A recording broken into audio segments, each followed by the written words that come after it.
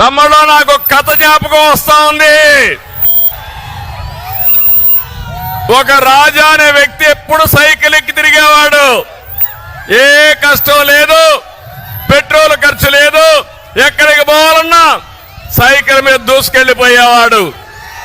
సాఫీగా జరిగింది. ఒక వ్యక్తి వచ్చాడు, అతను అడిగాడు, నువ్వు నాతో రా, నిన్ను బ్రహ్మాండంగా స్పీడ్గా తీసుకుపోతాను, స్వర్గాన్ని చూపిస్తానన్నాడు. Motor bike ఎక్కించుకున్నాడు. కొంత దూరం పోయాడు, పెట్రోల్ అయిపోయింది, పెట్రోల్ కొట్టించమన్నాడు. అతను అనుకున్నాడు, ఎక్కాము, ఏం చేయాలో తెలియదు, పెట్రోల్ కొట్టించాడు.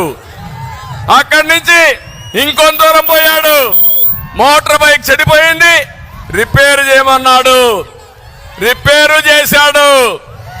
ఇంకొంత దూరం పోయాడు, చీకటి పడింది, మోటార్ బైక్ నిలబెట్టి ఒళ్ళుపై నుండి అన్ని కూడా దోచుకొని పారిపోయాడు.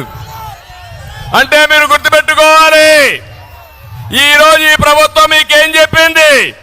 కరెంటు ఛార్జీలు పెంచమని చెప్పారా లేదా? పెట్రోల్ డీజిల్ పెంచమని చెప్పారా లేదా? నిత్యావసర వస్తువుల ధరలు పెంచమని చెప్పారా లేదా? అదే జరిగింది. పెట్రోల్ పోయించడం అంటే పన్నులు వేయడం, రిపేర్లు చేయించడం అంటే ఎక్కడికక్కడ ఇష్టానుసారంగా అన్ని విధాలుగా దోచేయడం. మూడోది, రాష్ట్రాన్నే విధ్వంసం చేశాడు. ఈ విషయం మీరు గుర్తుపెట్టుకోవాలి. ఈ రోజు ఈ జిల్లాలో ఏ రోడ్డైనా బాగుందా తమ్ముళ్ళు అని మిమ్మల్ని అడుగుతున్నా. ఏ కాలువైనా పూడికి తీశారా అని మిమ్మల్ని అడుగుతున్నా. ఏ డ్రైనేజీలైనా పూడికి తీశారా అని మిమ్మల్ని అడుగుతున్నా. వ్యవస్థల్ని సర్వనాశనం చేశారు. అందుకే అంటున్నా, రజనీకాంత్ డైలాగ్, రాజా అర్థమైందా? ఇప్పటికైనా అర్థం చేసుకున్నారా మీరు అని అడుగుతున్నా.